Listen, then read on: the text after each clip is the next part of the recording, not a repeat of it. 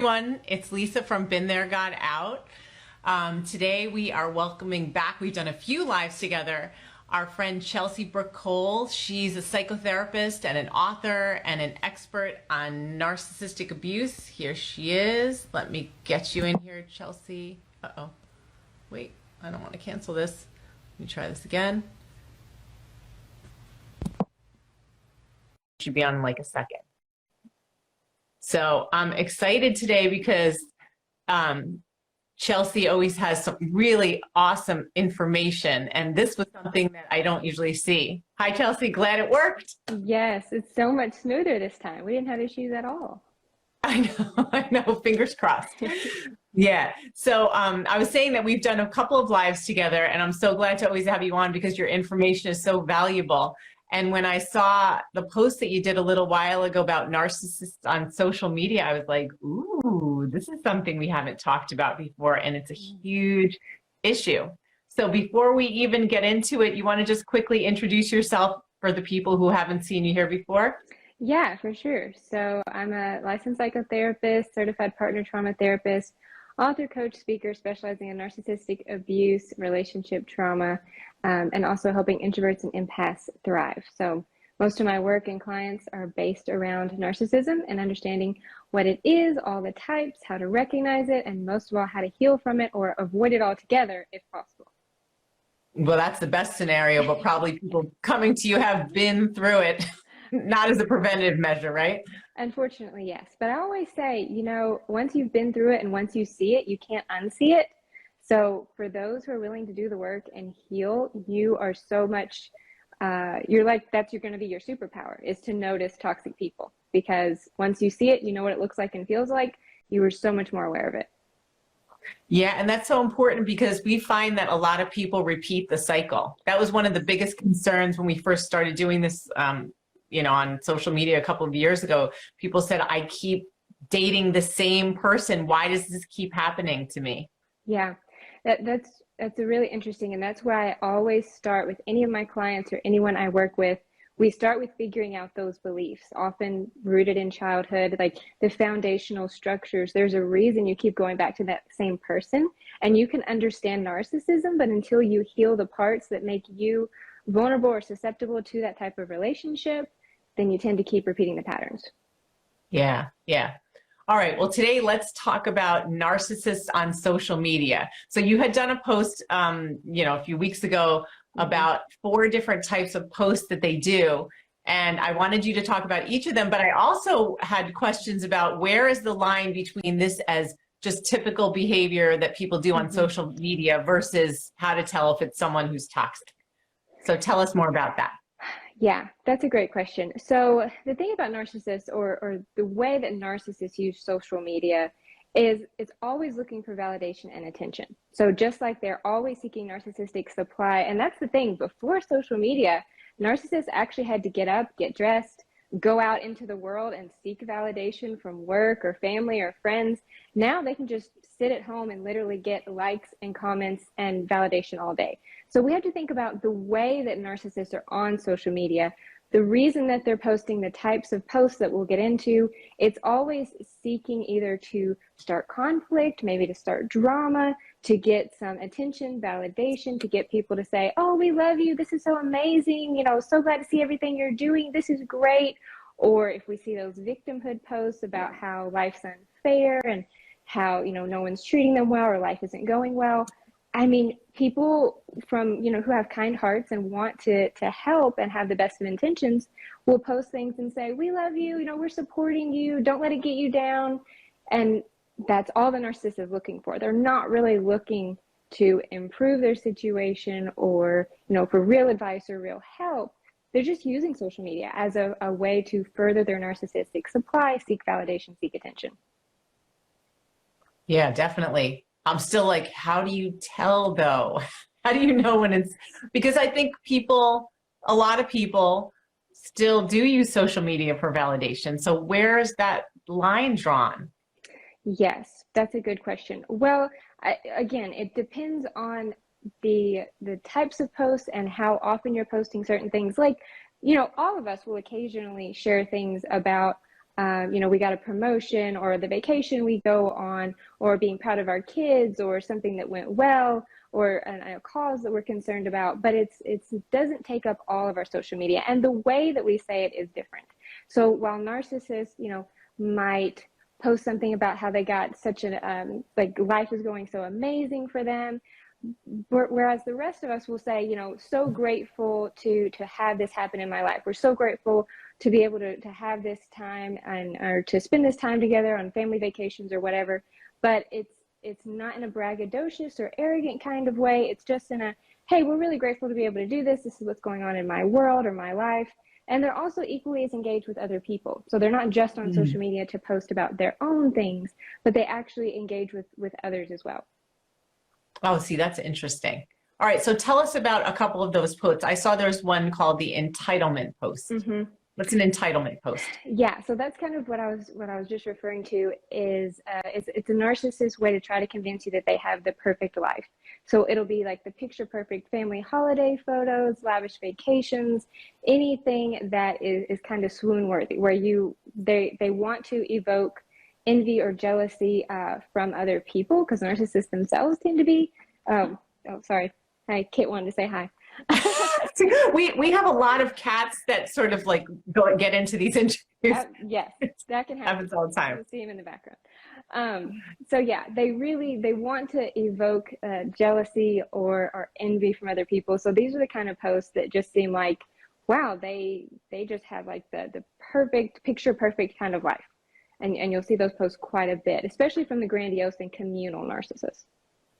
As you're saying that, I'm thinking about a lot of people in our community will say that their ex, whenever they have the kids, will take like certain pictures of themselves. It's always like this big, happy family. Yeah. But it's not really like that, So they're like, this person is just using the kids to make themselves look good on social media. Right. And it can be a little bit difficult if you have no backstory or history of knowing the narcissist. And that's the struggle, because so many of the narcissists friends on social media, they don't know the backstory. They don't know that the fact that they're actually not involved in the kids' lives at all. They're not doing their homework. They're not, engaged in any school activities. They literally just post them on social media. But you can definitely tell that, especially if you're dealing with a toxic ex or a co-parent or something like that, they will always be posting it. And we can dive into that, because social media is definitely used as a weapon for toxic exes, or if you're going through any kind of co-parenting or legal battle, as I'm sure you know. Oh yeah. All right. So we'll save that for after you get through the different types. All right. What about the victimhood post? Yes. So these are the ones that we'll often see a lot from the vulnerable types of narcissists. So they have this kind of victim-y, pitiful feel to them. Like after you read it, you're kind of like, oh, like you feel so bad for them. And so like this little puppy dog that you want to rescue or something.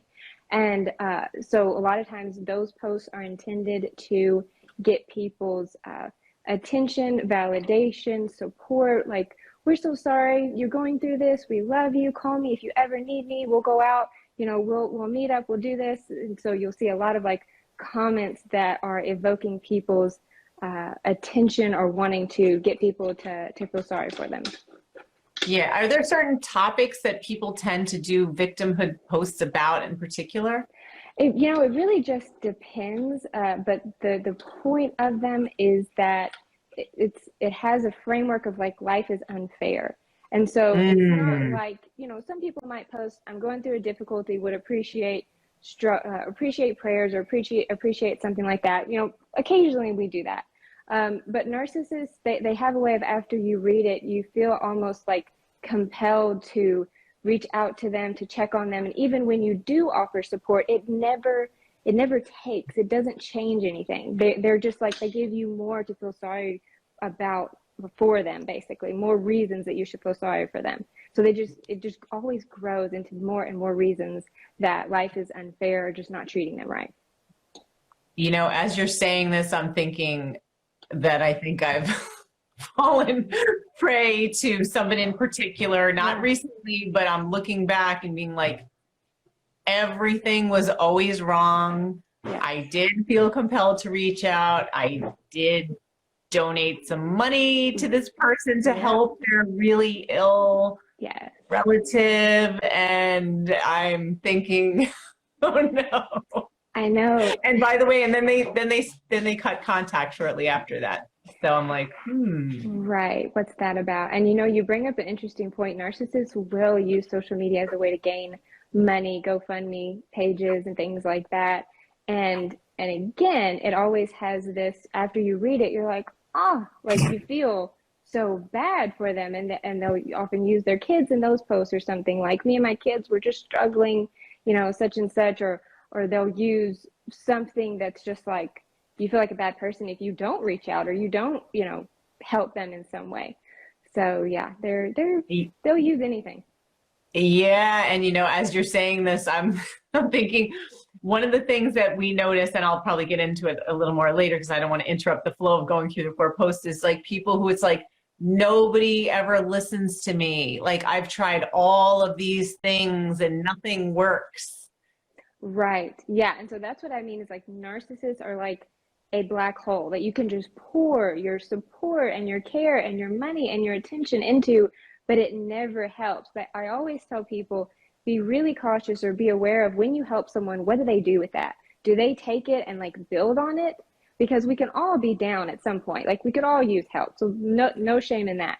But it's after you get the help, do you support or do you appreciate it and then turn around and give it back?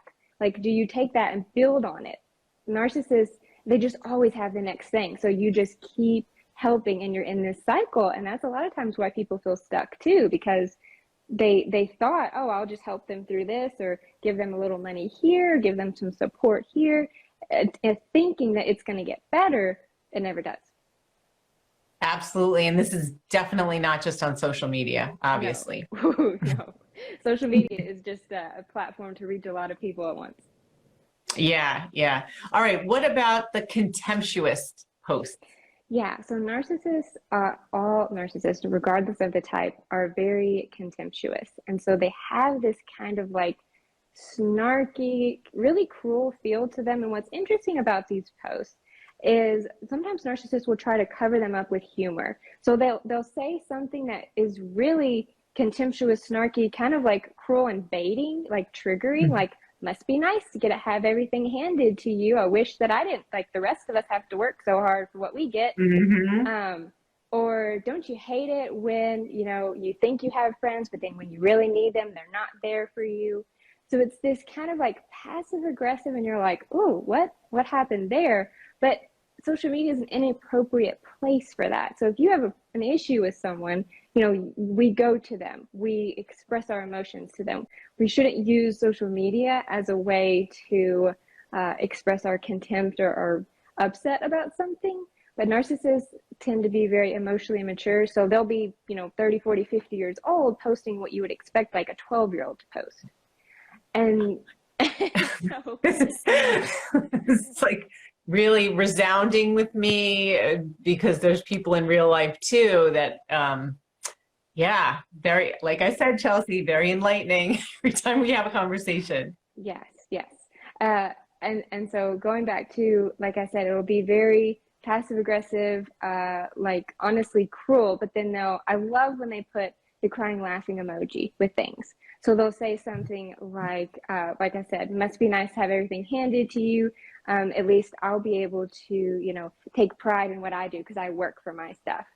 Or, something that has that passive aggressive, contemptuous edge to it, but then they laugh at it. So if anyone ever says, what's going on? Or that seemed kind of out there, or that was mean or cruel, they'll be like, I'm just joking. Didn't you see the laughing face? Like, you can't take that seriously. So it's always covered up. As long as they have an excuse for why they said it, or they can say, I was really just joking. I was really just kidding, then they can get away with saying a lot.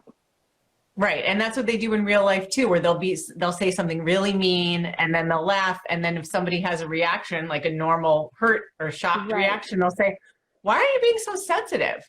Oh. I'm just kidding. You just don't even have a sense of humor. Gosh, you take everything so seriously. Exactly. Can't even joke with you. You need to lighten up. What's wrong with you? Are you feeling okay? You seem to take everything to heart. You can't be like that. All the gaslighting comments as well. Oh, definitely, definitely. Okay, and then lastly of this little section, and then this is just what I remember seeing on yours, Yeah. but say if there's more, there's the ranting posts.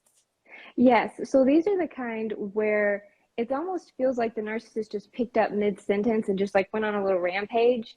And they're clearly targeting someone. So this is really common for toxic exes or like custody, situations, or if you're like estranged family members or something. Like it's really clear that they're talking about someone. Like they might say, feels so great to get out of such a terrible relationship, and they just went through a divorce, but they're not Hmm. naming the person.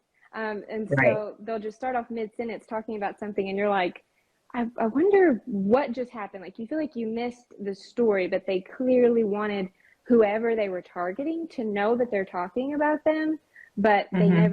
they don't name names. So that's still because so many people don't have the inside scoop on what's happening, especially if you're just friends on social media, then they'll still get all of the attention and validation from that as well. So they'll be like, I don't know what's going on, but I really hope you're doing okay. We love you. You've always been, so great, or such a nice person, keeping you in our thoughts. So they still get validation, even though in reality, they're actually being quite cruel to someone. Yeah, yeah. And as you're saying all of this, well, there's a lot. I'm like jotting down notes. But the thing with being friends on social media, I think that, I mean, we know this, but yet we forget, like, we don't actually know people on social media. Yeah. Yeah. I mean, it's all a presentation. Exactly. And that's why it's a narcissist playground. It's like their stage, because there's no fact checking. There's no whether this is real or not. They get to present their false self to the world, and no one really knows. So I always encourage people, to notice what people are posting. If it's a continual like mesh of entitlement, victimy, contemptuous, and it kind of just like you can see the themes after a while, I just say, maybe take a break. Don't like or comment so much. See what happens, because that's all the narcissist wants. Something else that they'll do is narcissists will take this kind of self-righteous perspective at times and be like, after being, I don't know, in such a bad relationship for so long, I'm going to decide to take care of me. So I'm going to get off social media. I think it's the best thing. Like we just get so into it, and we need to take some time. I need to find me and be authentic and be genuine. And people love it. I mean, how much validation and support do they get when people are like, oh no, we'll miss you, or oh my goodness, you are so good, you are so right. We all use social media too much. But then they come back like within a week or a couple weeks or a month, they're back on. It's like, oh, I thought you were getting off of social media. And then Right, it's, no, right. they just wanted you to think that. They just wanted the validation from being seen as such a good person to take that time off. Right. And all that concern and yeah. Yeah. The thing that I was also thinking is that people also forget that that in these communities with a lot of domestic abuse survivors, they're infiltrated by Yeah. narcissists and toxic people, right? Yes, and that's why closed groups can be helpful for that, as opposed to having the open groups. But yeah, you can't really tell. So a lot of times that's why you have to be careful, especially when you're healing from narcissistic abuse, or if you've just gotten out of a relationship with a narcissist. The best advice: block them. Do not look at their social media, because I will guarantee you they expect you to be looking at it, and they will either make fake social media profiles to stalk you or to see what you're doing, or post contemptuous stuff on your posts, or they'll find ways to stalk you, like you said, into the groups that you're in, and other people won't know, who it is, but you will know. So it's really important that you make sure you have a good game plan for how to stay safe on social media, especially if you have narcissists in your life. Yeah. All right. Now, this is something I'm just wondering if you want to comment on, because we often talk about coercive control, and part of that is Mm-hmm. digital abuse or cyber bullying or cyber stalking. What have you seen a lot with smear campaigns that narcissists do on social media? Oh, Rhetorical question, right? Yeah. How can someone deal with that? it is the perfect place. I mean, social. Especially with flying monkeys, right? Where like somebody says something and nobody really knows, but then other people believe them because they might have a large following. Yeah, yeah, exactly. Social media is literally the perfect place for a smear campaign because, again, no fact checking, no one actually knows if this is true. I mean, I've seen narcissists put things together and, like, you know, choose, like, cherry pick certain photos to make it look like some people did something that they didn't actually do, or they'll copy and paste stuff, or they'll take snippets of conversations or texts or different things, like I was talking about with the contemptuous post, and say things like, you know, don't you hate it when, you know, so-and-so friend says they're going to do something and they don't, like a specific instance where you know they're talking about you. And maybe you did support them, but maybe you couldn't, let's say, drop everything and go with them that day. And then later you see they made a snarky post about how real friends, or, you know, real friends bring you soup when you're sick. They don't just call you. Like, really ridiculous, kind of immature stuff. But absolutely, the smear campaign can happen all the time on social media. So again, thinking about blocking them, that's honestly the best thing, because it doesn't help you at all to see what they're saying, because they're either going to try to put their new supply in your face and say how amazing this new person is, or this new person is perfect, life is going so well for me, or they're just going to use it to literally spread lies and gossip about you. And that can just be infuriating, because then you have to decide, am I willing, or do I want to get into this battle in such a public way when they're just literally lying about stuff? So they're baiting you a lot of times by saying things that you know are a lie. And then it's like, if you see it, you feel compelled to say something. But narcissists love the conflict. They love the drama. So they'll just continue to post that stuff. And then it just looks like you're kind of stooping to their level in a way and just getting in the mud with them. So best to not see it and just let your friends know, hey, if you see something that seems off or seems like someone saying something, please come to me and just ask so I can clarify it. Like, that is the best thing you can do. Stay off of the social media conflicts, because narcissists will always post plenty of things to try to bait you. Yeah, you know, we just were interviewing another friend of ours who's an author named Tracy Malone, and she was talking about smear campaigns during her divorce and also just in general, but with friends. And she said a lot of times people just don't bother. The people that don't bother to ask you for your side of the story, that just believe one person, those are the ones to watch out for. The flying monkeys. Like, it's not like you're missing anything anyway if someone just chooses to believe one side. Yeah, exactly. And that is why narcissists take... Hold on 1 second. My son is making a lot of noise. Okay. Hey, Izzy. Sorry about that, everybody. Oh, good. I sent him outside to the porch and he's like shouting to his friend in the street. Sorry. We all have real life here. Yeah. Yes. So the narcissists, they use social media all the time for the smear campaign. And like with the flying monkeys and enablers, you're so right. There are people who, they don't even actually want to know the truth. And that's what I think is most disturbing. Like, you will tell them, hey, that's not true. Or you'll just say, hey, please come to me. And they won't. And then sometimes people will take that and take the narcissist's lies and continue on. And it's like, you didn't even check in with me. You didn't even give me a chance to explain. But I mean, really, we have to set boundaries sometimes and cut our losses with the flying monkeys as well, because were they ever really supportive of you if they'll believe the narcissist's lies that quickly? Yeah, absolutely. Okay, now let's start talking a little bit about how narcissists and toxic people use social media during a high conflict divorce or separation or custody battle. Well, like we're talking about, they will definitely take to it to use a smear campaign. They often won't call people out directly. So let's say they're dealing with a toxic ex, or they're going through a legal battle or custody situation. They will want to say things subtly. A lot of narcissists will claim that the spouse or the ex is a narcissist.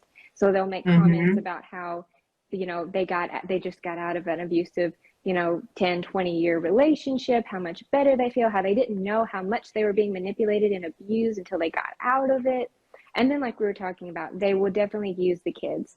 So they'll talk about how supportive that their kids are. There's a couple of things they'll do. They'll either post kids, like how amazing their life is and how happy the kids are to be around them, and how they, paint this picture perfect view of them and the kids, and how amazing that they are, or how amazing a parent that they are. They will also use the kids in a way to say, you know, my kid is kind of like my emotional support Mm-hmm. person in a way. Like they'll post how much they depend on them, and they think that this is going to be taken well. Like people are going to see what kind of kind, caring, compassionate child they have.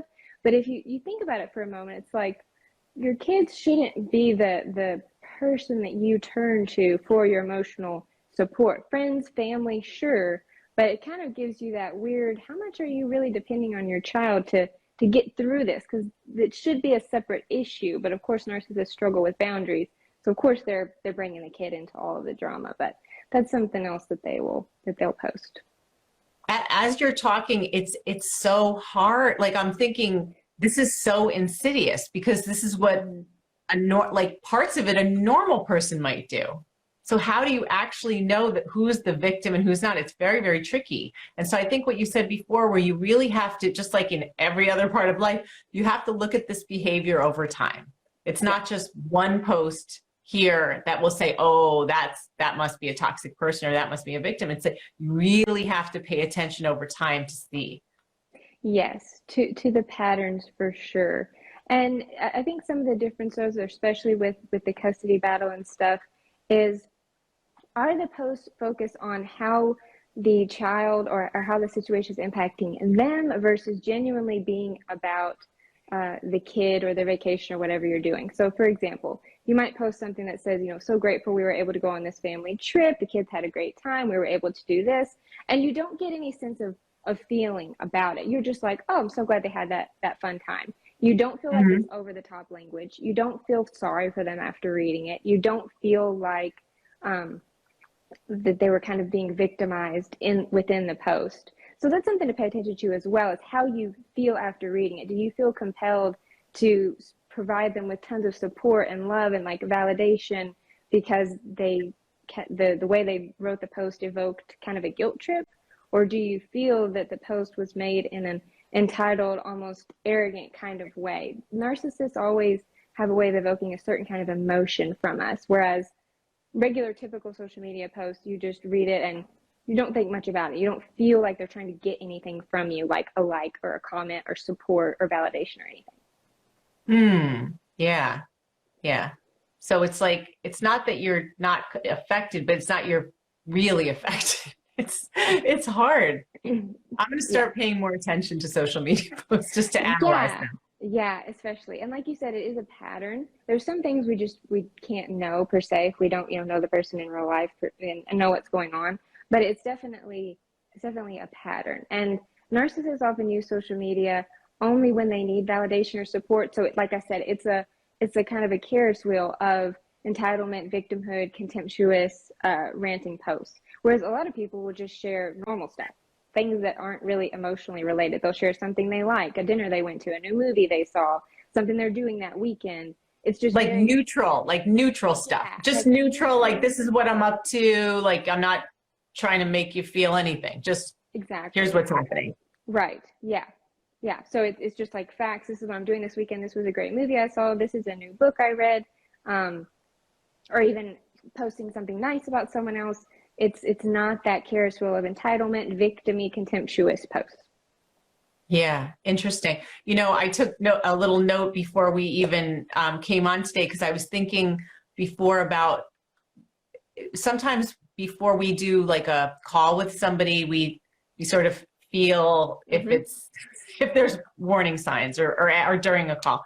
And there was somebody who was pulling the thing about like, I've already tried all of these different sources and everyone's let me down. I had the sympathy and Mm-hmm. said, okay. And then they started saying, I need this today. I need it right now. Oh, And when I put the boundary down and said, today's not a good day for us, like we're booked, then it was, if you don't do this, then you're letting me down too. Like you're mm, part of the problem. And I was like, done. there we go. That's So very to me, I sensed immediately, like, this is a toxic person that I'm dealing with. Like you right. don't know me. I'm a stranger. And you're demanding that I do something and trying to guilt me by making me feel like no one else has helped you. And if I don't do what you want, then I'm part of the problem. Right, exactly. Yeah, they're pushing boundaries all over the place there. And that's what goes back to what I was saying is there's always you tend to get some kind of intuitive, like, something's not quite right here. Like, I'm not getting the full story. I feel like there's more to this, but they're just not saying it, or you feel guilted or pulled in a way to help them. So always, if there's that twinge of like, something is off here, I feel like a little guilted, that's definitely an issue. Or if your boundaries are pushed, like you were saying. Yeah. Yeah. And I've also noticed in just in real life, sometimes after doing this for years, that when I'm talking to somebody, and they're telling me like a sad story, if I feel nothing, if I feel like I should be feeling sympathy, but I feel nothing, like I don't believe them, that's usually a sign that the person's toxic. Even though my brain is trying to say, but you don't know, but it's like, no, if you feel nothing, it means you know they're probably trying to pull one over on you. Right. Yes. Like something is missing there. Like something is off. That is the number one. You know, we can talk so much about how to identify a narcissist, but a lot of it comes back to your intuition, and that's why doing your own work is always so important.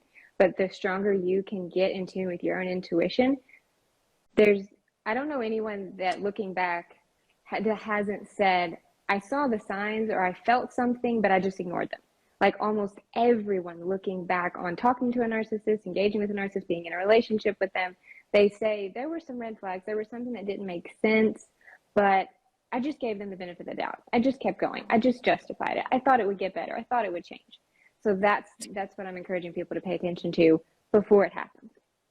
Totally. And I know after coming out of my own 20-year relationship, one of the things that I realized, and part of a lot of the work that I had to do, was that it sounds so stupid, but I didn't pay attention to how I felt. I never really thought about how I felt. I sort of like let myself be led along, like, oh, I'm just easygoing, whatever, it's fine. But I didn't tune into how I felt. And of course, looking back, it was like, how could you have how could you have let these things go? And so something I really tried to do, and it almost has to be a conscious decision, is when I'm dealing with someone, if I'm starting to feel uncomfortable, instead of just brushing it away, be like, stop, pause, like something is making you feel uncomfortable. You don't need to continue this conversation. Like, protect yourself and walk away. But that's something that I never did in the past. No, it's so true. I mean, it's very common that we don't check in with ourselves. So a lot of the work I do is with helping people realize, like, you have a relationship with yourself. And if you never talked to a friend, you wouldn't feel very close to them. You wouldn't know what was going on in their world. You wouldn't know how they felt or what their opinions were. Same thing with us. If we never stop to ask ourselves, what do I think? What do I feel? What do I need? And not in a selfish way, but just in a, let me check in with me too, or at least first, before I get all these other opinions, so that I actually know what I think and feel. Because we just don't if we don't take the time to check in. I love that comparison about if you didn't talk to your friend, you wouldn't feel close. It's the same thing. Yeah. It's really, really paying attention to those feelings and paying attention to your body. I know when I get stressed out, I feel it in my stomach. And a lot of people feel it in their chest or their throat. Often people lose their voice literally because they feel so uncomfortable. Yes, somewhere. Body scans can be so helpful, like heavy shoulders, not feeling like you can speak, tightness in your chest, upset stomach. A lot of people will hold it in their back too, which can lead to chronic health issues. Emotional pain that we repress sits somewhere in the body. So definitely important to pay attention to what your body is saying to you too. Yeah, I just thought of another one. Like, we notice sometimes clients, even on calls, you can see when they're holding their breath. Yeah. You notice that too, where it's like they just don't breathe enough. I mean, they obviously breathe, but it's like they need to be reminded to just keep breathing. Yes. Or the moment where people, they want to cry and they feel that welling up inside, but they stop themselves. I often see that a lot with clients, is losing the voice, or there's something that they're stuck at, like that emotion comes up, and then oftentimes we're like, okay, too close, it was too much, too overwhelmed, so we stop. And that's where therapy or coaching can be really helpful to help people be like, it's okay, let's ease into that emotion so you can actually work through it. Yeah, that's interesting that you say that, because we have the opposite. This happens all the time. So we always tell people at the beginning of our weekly legal abuse support group that you never need to apologize for crying, cursing, kids, and barking animals, or cats that walk in and out. Right. Well, good thing. I can get on with those rules. Yeah, yeah. Because people need to get it out. You know, they need to get it out. Yes. So, And the narcissist never lets you do that. You're always going to be reprimanded, belittled, criticized. I remember in some relationships I had, and obviously I'm a therapist, so feelings are important to me. He would just constantly belittle, like, oh, are you in your feelings again? Are you being emotional? And it was so belittling and disregarding. And I knew it was wrong, but at the time I hadn't put all the pieces together. But looking back now, I'm like, that was so contemptuous. Like, I was never allowed to have feelings, and I can't not do that. Like, it's who I am. So it's so damaging. yeah, actually, as you said that, I'm thinking of what I used to hear all the time. Is it that time of the month? I'm like, no, Oh, no, it's not. it's You're just you. being a jerk. Yeah, exactly. No, no, they never see themselves in it. Right, right, right. Absolutely. All right. So, Chelsea, anything else you want to say about narcissists and social media or anything else? But this has been so enlightening as always. Yeah, I just encourage people to, like we're talking about, pay attention to your intuition, check those, how you feel after reading someone's post and the patterns over time. Of course, we can't judge completely if someone's a narcissist based on social media, but we can certainly be aware that they use it, and that it's their playground, it's their stage, it's where they get validation, attention, support. Uh, and narcissists themselves kind of have a love-hate relationship with it, because they know they need the validation, and they also kind of hate that because it has a sense of power over them. So don't be surprised too if you see this, like, they're on social media and then they're off, and then they're on all the time and then they're off. But they don't just get off and on. They announce that they're getting off, but then they're back, and those kinds of things. So just pay Yeah, attention really to. interesting. Yeah, and maybe take some time away from like immediately liking. Just think about it, like, is there something, do I have a feeling about this post? Do I want to like it and comment and pour all this validation into them? Maybe I should check in with them directly, because narcissists don't really want that. They want you to post it on their post because they want other people to see that they're getting all of that validation. So if you really want to check in with someone, just check in with them. Maybe take a break from immediately commenting when you feel so overwhelmed to do so. Right. So private versus public. Yes, because they won't like that. So if they stop Interesting. responding to you, or they're not, it becomes apparent that they're not really looking for support or help, they just wanted to post about it, that's another sign. Yeah.